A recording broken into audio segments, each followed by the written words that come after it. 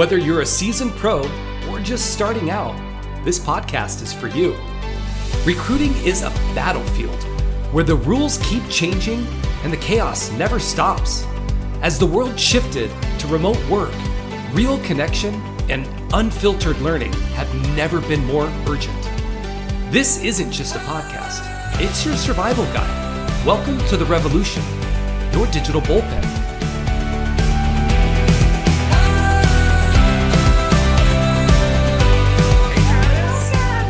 Hello, how are you guys? Good, how are you? Oh my God, I'm so excited. Yeah, it's great to see you guys. Love you guys, and over the years have a lot of great stories and so forth. So glad to be a part of this, and thanks for having me on. Yeah, Yes. We're so excited to have you. And thank you for joining us. And super excited to have a good friend of mine, Travis Lewis, on. Make sure that you like, comment, share so we can get the word out. We've got some good stuff for you today. So joining us today is Travis Lewis. He's currently the president of TL Talent Advisors and a powerhouse with over 20 years in the staffing industry. He's managed all-star teams and built million-dollar branches, connecting top talent with premier companies, specifically in accounting and finance. We're super excited here to have you, Travis. I know you'll share more about what you're doing and what you've done, but I figured we'd just kind of... set 30, you up. You've done so much. Oh my God, 30 years. We were just asking how long Travis is like 30 I know. years in the industry. I was like, how long have you been a leader? And he's like, 25 years. I'm like, holy shit. We're getting there. We are catching up to you, Travis. Well, you guys you don't have gray hair like me. So 30 years, I'm all natural now, gray hair. So all natural. I know. I love that. I actually love that. Staffing gave me Absolutely. grades, actually. I do have a little bit. Staffing gave me a few grades, I think. Oh, for sure. I know that. But one of the things I wanted to share before we kind of dive into getting to know Travis is, and I've shared this with him, but we've been working together under the same leadership for a few years. And one Thanksgiving, he just kind of sent out this really cool poem or just something, and it was like one of the sweetest things. And I remember him sending it out to the whole leadership team, and I believe it's called The Train of Life. But that actually always stands out, and I have it in one of my little notes on my phone, and I try to read it as much as possible because it really talks about the people that join you on the train of life, your parents, siblings. But then eventually, as the train of life continues, certain people obviously fall off that train of life and transition out of your life for whatever reason, whether that be life, somebody passes away, things change. But it was just something that always stood, just kind of stuck in my mind. And I've kept that for all these years. And kind of around Thanksgiving, I always pull it back up. For sure, at least that one time of year, just to kind of read it. And I share it with people, but that's something always that I remember about Travis. He just has the biggest heart. Yeah. I remember that too. And how synonymous with Thanksgiving that we're literally coming off our Thanksgiving hangovers, talking to Travis, who is the give back guy, which I'm sure we'll get to. But Travis, we're just so thankful to have you. And I guess I want to open it up and ask you. So I want to know, what's your origin story? How did you get into this crazy world of staffing that somebody tricked you? And, years later, here's where we are. I had no idea what staffing was, guys, when I first got into it. I didn't know people use temps or pay fees for people. And I worked for Enterprise Rent-A-Car for 4 years, right? So, and I was time I grew that role, was ready for a new opportunity. And it was a wonderful, position for me to get leadership at an early age and so forth. And so I had 4 different things I was looking at. I was going to basically sell furniture, sell phones, or paper products, and the last one was staffing, right? Even at that time, I thought, well, this was back in 1998, so I'm aging myself now. So, but even then, I thought, paper products, who's going to use? How sustainable is that, right? Furniture, I'm like, okay, that sounds kind of boring to me, right? Phones, everybody's got one already, but staffing, which is something where I'm like, that's new, unique. People always need people, and I started learning more about it, and so I had those interviews. I actually had some multiple offers I was looking at, and I went with staffing. And at that time, it was a company called Accountants on Call. So AOC. I remember AOC, AOC. Millennium Staffing. Yeah. Well, that was the thing. It was Accountants on Call. Then we got creative. And we called it AOC. So right, but sure, a lot of name changes. But yeah, it was. And then here we are, same industry, 26 years later, and it's been great for me and wonderful people I've met through my career and life with you guys included. So it's been a great ride, and I'm glad I chose that opportunity. Yeah. No, I mean, you've done so much in your career. So I'm really excited to kind of hear, what are you doing now? I know you have TL Advisors. You've made a switch from kind of the big staffing firm. You're now running your you're running your own corporate. Tell us about your company. What's going on? Well, I'll tell you, I mean, when you go through this journey, right, you just, had the opportunity to work for, a large company and so forth. And there was always something in me that I've been an entrepreneur my whole life, as far as in saying, always want to bet on yourself and give yourself an opportunity, no regrets. And I always said, if I ever want to do something different, I want to do it on my own. I want to try that, and I've been blessed with several mentors through the year, learning lots of things, great clients that I've stayed in contact with for all the years. And so, what a great opportunity for me to go ahead and, to start my own thing as far as being an entrepreneur. And I actually, I was motivated by, of all things, my son. Okay, so my son's an entrepreneur, right? He started his business guy when he was 14 years old, right? I think I remember telling you about, what is his business again? I've seen actually post about Facebook.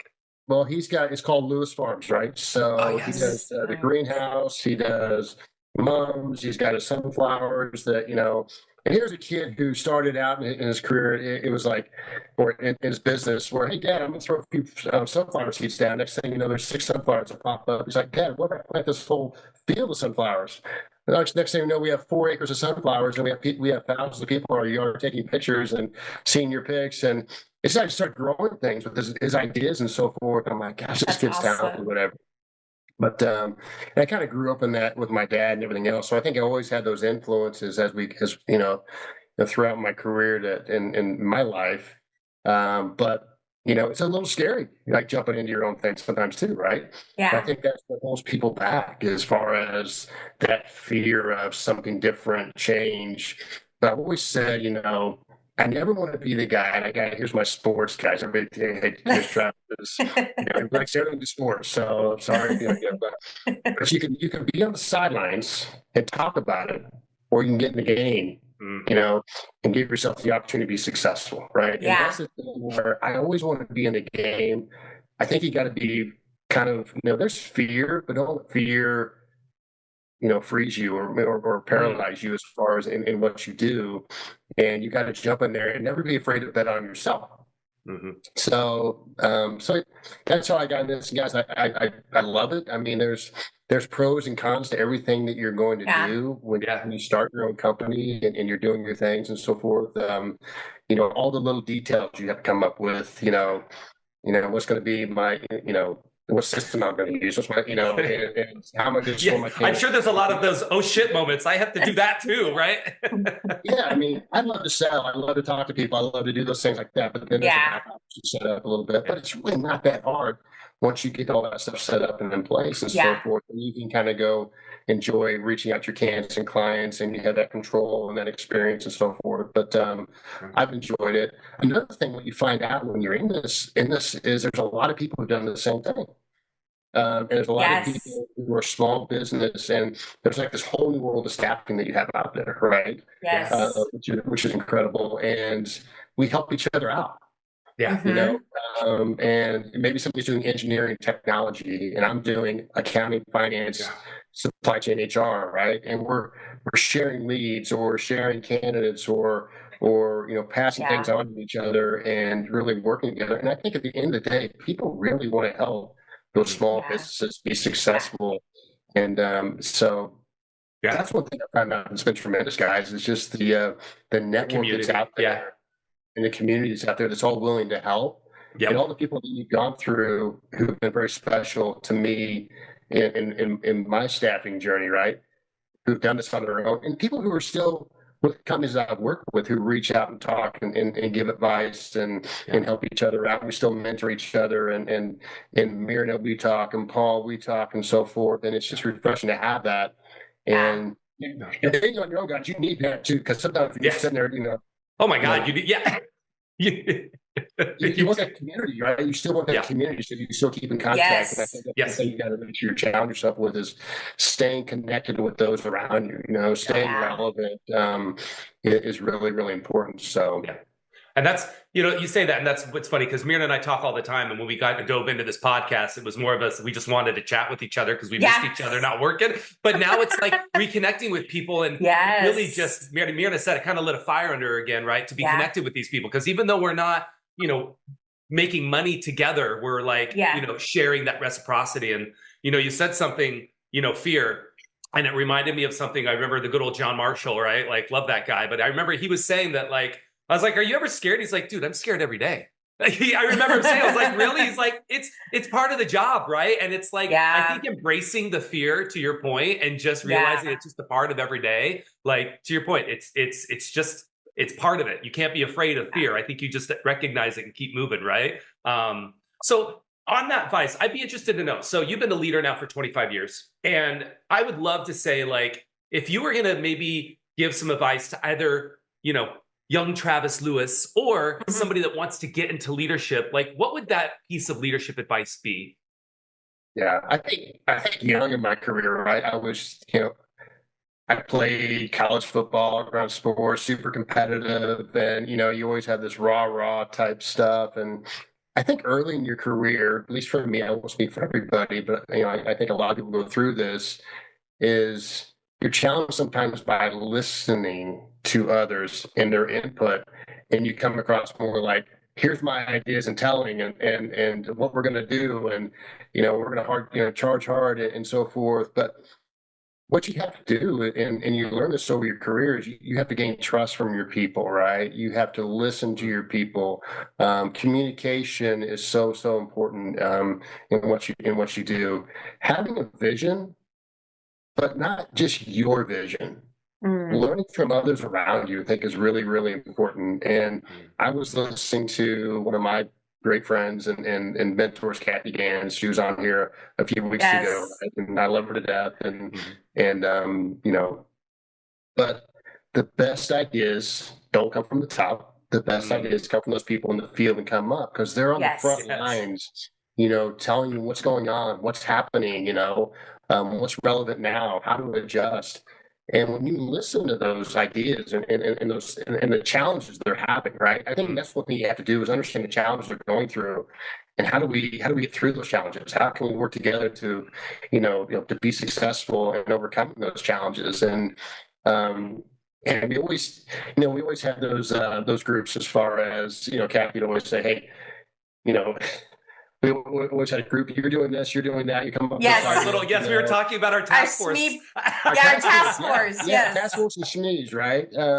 Empower people to listen to their ideas and find it, and that's how you come up with the best things, guys. I always want to hire people smarter than me, right? And just embrace that, right? Yeah. Let them learn from them.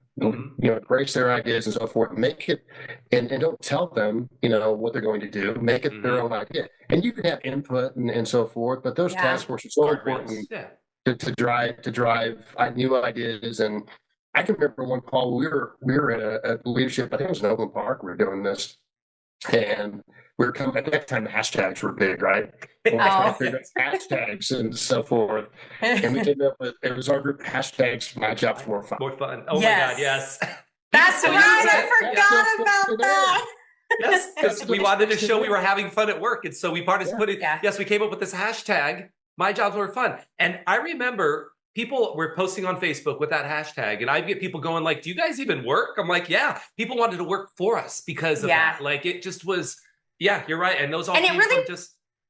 And it really was like that. Like, it really was fun. Like, it was really like your the way you wanted to kind of have your career, and we just kind of chose to like work hard and have just a freaking blast all the time. We had a blast, right? I mean, all the things I've done, and you know, I remember we go to those meetings and we'd be dancing and having fun. Oh yeah. And so, you know, and then how many times I dressed up like Santa Claus over the years, or you know, we had our decorate our cubes and all that hot dogs, and we'd have recess. We'd go out there and we'd play games out over lunch, and you know, so we just had so much fun, right? And then it worked. Oh, then we had the job to do too as well. Yeah. But people love being part of that type of group and that organization, and they want to be a part of that. I think you create that culture, like you're having fun, you're doing things you enjoy. People want to embrace that, and you want that best effort. They want to work for you. And I think, you know, my best mentors I've had, you know, and I'll go back to my college days. I had a coach called, and his name's Larry Wilcox. Larry Wilcox, Hall of Fame coach in football, whatever. But that guy was so intense. But man, you want to run through a brick wall for him. Yeah. And a few weeks ago, I hadn't seen Coach for years, right? And I went to go watch a game locally here, and I'm with one of my buddies, and we walked by him, and he goes, "Hey, Travis, how you doing?" And my buddy looks at like, I swear, if I walked by my coach I played, you know, for 30 years, he wouldn't be recognizing me, right? Yeah. I had a hat on, everything like that, and how he makes you feel so special. And I think that's what we're going to do too, is they make you feel special. They make you feel like you have a voice. They make you feel like, you know, you're part of that room. And I think that's really, really important, making people around you feel good. So as a leader, just, you know, have empathy, you know, listen, empower others, you know, be humble, be nice. Be thoughtful in your approach. You know, I think those are all good things as leaders we need to do. And when you do that, you create this atmosphere where people want to work for you. Yeah. And they don't want to throw you to the brick wall, right? They want to run to the brick wall for you. And I think that's key when you're leading a team, that you create that type of environment. Absolutely. No, and your team always just spoke so highly of you, being able to travel to your branch and just like sit side by side with your team. And I'll kind of use Lee Ridenour. Like he was just like, I'm like, this guy's going to be amazing. But I think a lot of it was he was, you know, being mentored and trained, not necessarily by you directly, but by the teams around you that you built. And so, it was just very like he was just all in. And I just remember that kind of mentality from all of your teams and your leaders. So obviously you spoke a ton about like your, you know, what you've learned from your different mentors and leaders that you've been a part of their teams. What's your secret sauce when it comes to your leadership style? I think I kind of go back to things I've said as far as that, you know, you have to listen, right? You have to listen to others.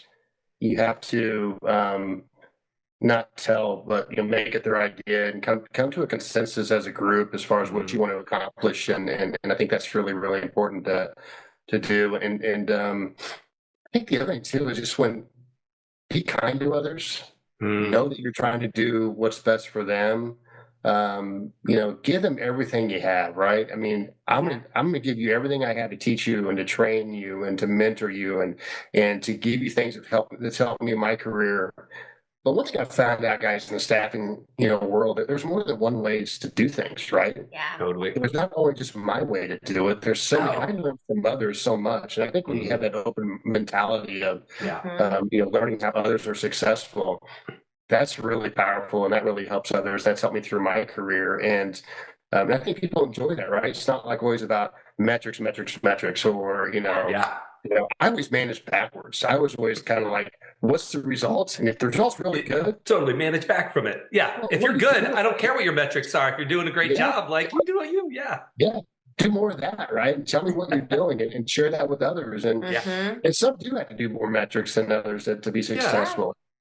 Some have a way of getting from A to Z as quickly as possible, you know, and working through some of that, you know, minutia, whatever it is. I always say, don't let the business take you out of business, right? So you get wrapped up in just focusing on the metric, You know, you got to focus on what's the result. Why am I making this call? Why am I, why am I talking to this candidate? What's my objective when I'm making this? If you went through the metrics, people sometimes get so wrapped up in the metrics, the quality, focus on the quality of the result, right? Yeah.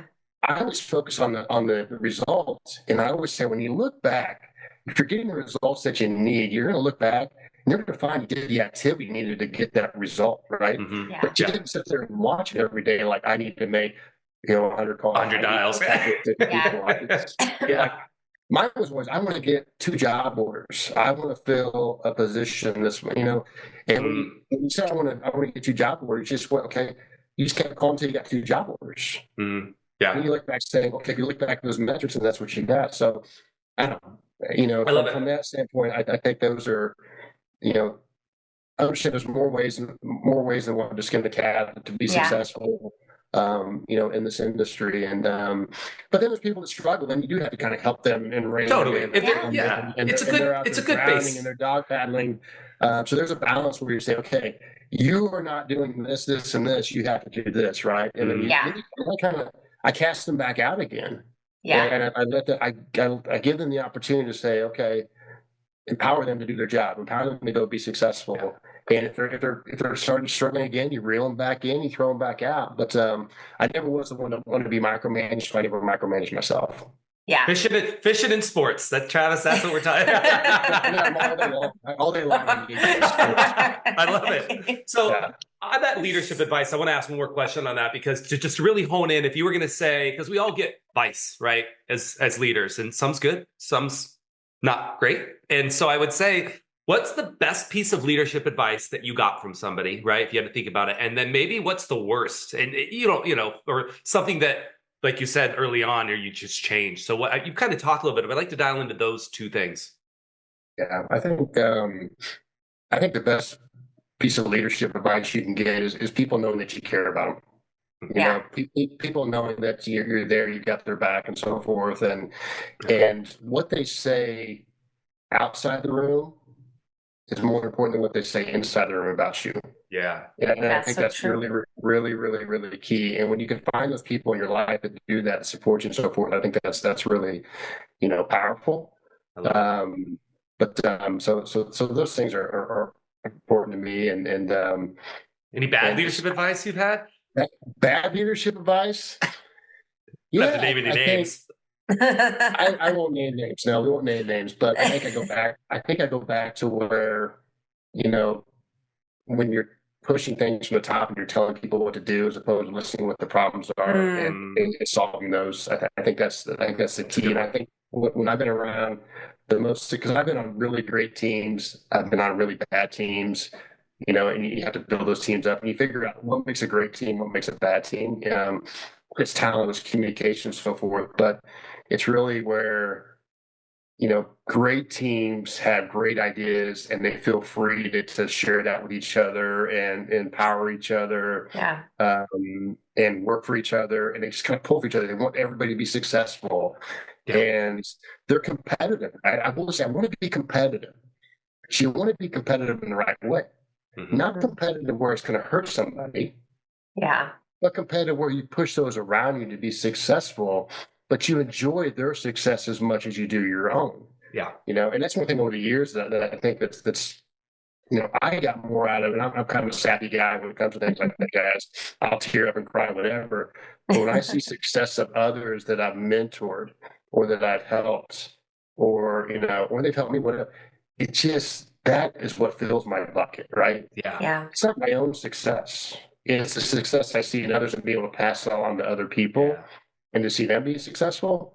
Because I think, you go one spin around this world, guys. I mean, you get one time in life, right? And I think the biggest thing you do is give back to others and help each other out. And that's what fills your bucket. And whether that's in staffing or the other things that I do, that's what's really important to me. And that's what drives. I love it. Yeah, absolutely. Such good stuff. Thanks so much, Travis. I know, it's just so good. And I just love my conversations with Travis. I know we haven't had them as often as I think we'd love to, but I know we've caught up over the last couple months. And this is Travis, just like such a good guy. So just so happy that you came on today, Travis. Myrna's fangirling a little bit here. I know. I've just always been super appreciative of like Travis's leadership style.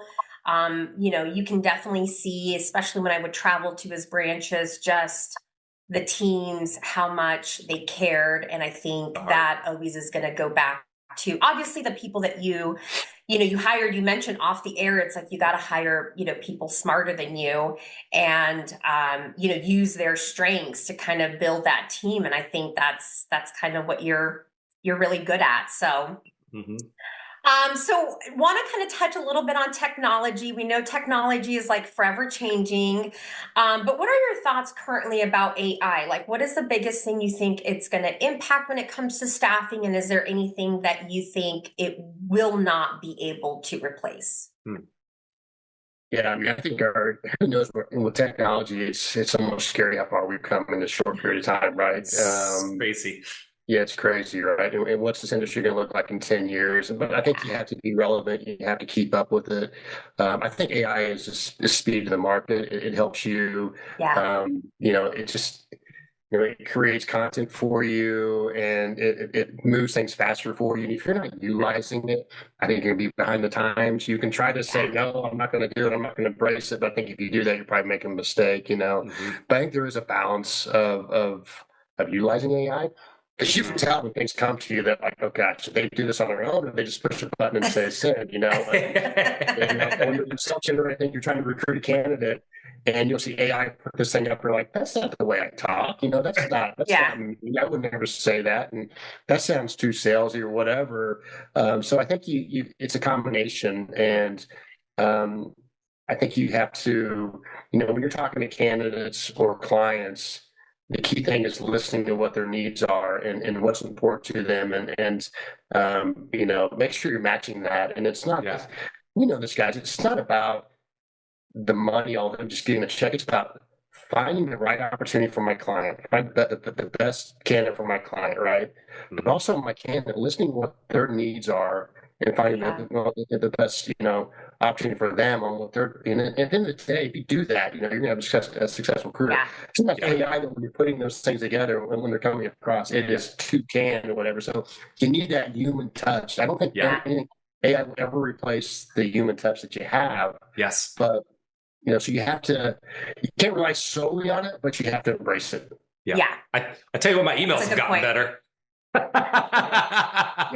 for damn sure. I mean, I tell you, when you think about it, though, like I think how many times were we in business where like, oh my God, her tone in that email, right? And you're like, because sometimes you don't do that, and it's interesting to run past an email through it and be like, oh shit, that was. Yeah, I probably shouldn't say it like that, right? And I think it's a good check and balance to that point, right? But I love it. I think you're right. The human touch is that. It's that match, right? It's the emotion. It's just not, I don't think I ever want it to be that because that's a little scary. That's some movie crap right there. But, that's next level. Well, I tell you what, Travis, like this is, obviously the nuggets that you've given us on your leadership style and, the caring your heart are something that like it's as we continue talking, I just reminisce on all the fun times and just it was always a joy to see you, right? Like it was one of those things that like I was excited to go visit Travis and his branch, right? That was just it was competition, Paul. Which branch had more fun? Yes, and you guys had Denver had more fun. I'm not gonna let you say. What are you talking? What you determine as fun, right? That was the thing. So. We traveled everywhere. We were in Seattle. We were in Denver. We were in Chicago. We were everywhere, doing such. That's a fun competition. Work. A fun competition is whose branches have more fun. If that's how our company competes, hell yeah, right? That's all day long. So I guess that came out of all that, guys, just the friendships we've had over the years. The people that we've stayed in contact. Hands down. So 1,000%. So that's been the thing I cherish. Absolutely. Same. Well, I want to move into, we talked about you at work. I want to know a little bit what's under the hood. What's who is Travis Look Lewis. At Paul and those car analogies. I'm not a car guy. We all know this. I can't even change my oil. So what if we were we're gonna move into our fast forward round, and this is, I would say, first question is, what's your guilty pleasure to decompress after a day in the world of staffing? Yeah.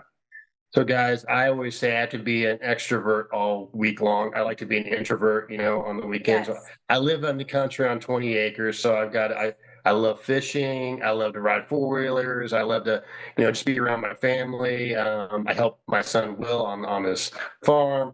The other thing too is baseball's a big passion of mine, guys. So I actually own an indoor softball and baseball facility. Right.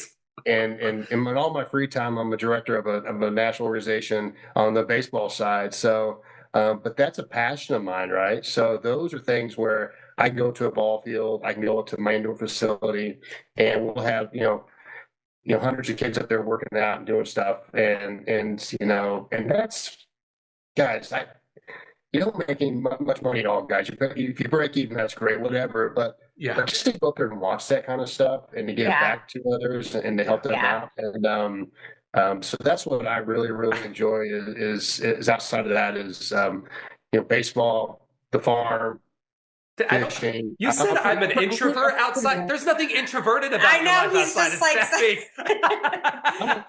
I'm a pretty simple guy, though, guys. I sound pretty simple from Kansas, so. I love it. I love that.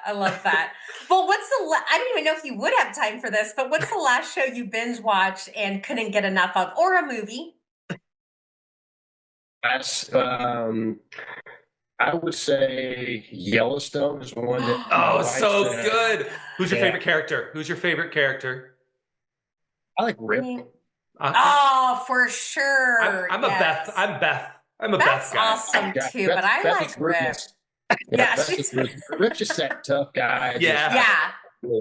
Together they're just a great couple. Actually, I think that. Oh my god, love Rip. So good. Love Rip. But that's something, my wife's like, we need to find a show we want to watch together, and so we had to start from the beginning, and then you get hooked. So that's been a good. Yes, good you get super hooked. It's so good. It's so good. So now you're making me want to watch it again. So what is a random question, but what is something currently living on what a random stuff on your nightstand? Oh my gosh, guys, my nightstand is my glasses, because I can't see the TV very good at night. So I got my glasses and a remote. So it's perfect. So that's how I kind of wind down at night. Just flip on the TV, put my glasses on, and then fall asleep. Probably my glasses, down my face. But that's about all I got. So I love that. I love that's it. Amazing. Yes, excellent. Well, thank you again so much for joining us. Last question here for our Fast Four. What's one thing that's filling your heart with gratitude today? Well, they get a lot of stuff from my kids and what they're doing, and and I go back to one thing, like my son, around the holidays and Thanksgiving and so forth. He does that. I don't even credit. We do a drive-through light show, guys. So I'm like a big, holiday guy and so forth. Yes. And, so every year we do a charity, and he does a charity. He kind of picks a local person to raise money for. And this year he's helping a family with kids got childhood cancer, right? And going through that, and to see his heart and to see those things, and when you look at your kids doing stuff like that, and That's awesome. He's doing it out of his heart, doing it for love, doing it for somebody else, helping him out, and I think that's just stuff like that. When you see your kids and you see people around you do things like that, gosh, did I teach them that, or are they teaching me, right? Wow, yeah. But that really fills my heart. So I think around the holidays too, it's a good reminder of embrace those around you. Enjoy your friendships and enjoy your loved ones. Tell them you love them. You think you have problems, you don't really have problems, right? There's so much more out there, and just focus on the positivity and making the best of everything. So that kind of the holidays fills my buckets. I get happy, but seeing things like that, we just try to help others, and I think that's really important. If we can all do more of that, we'd have a lot more success, right? Oh yeah, absolutely. You make me want to be a better man, Travis. I know. I'm like, geez, I'm not doing much. People around Travis set the bar high. Yeah. That's awesome. Oh my God. Well, I got to tell you what, Travis, we are so thankful for you and, joining us today on our podcast and sharing your world and your leadership and, imparting some awesome wisdom. So we, again, what a great season to have you. I think we picked the perfect season to have Travis Lewis on. You got me around the holidays, right? I was hoping you dressed up like Santa, but I know that would have been, we should have planned that. So I've got my reindeer ears and my reindeer shirt. Call me back in a couple of weeks. I'll dress up like Santa for you. So, but I love it. You'll have to send a picture of us. You dressed up like Santa. We'll share it with your thing. But Travis, thank you so much again. Love having you. Remember, everyone, if you like this episode, which I don't see how you couldn't, share it, because we need to obviously spread the love and the joy, just like Travis does every day. Yes. So, thanks again, Travis, for being on our episode. Thanks, Travis. Thanks for having me. Bye.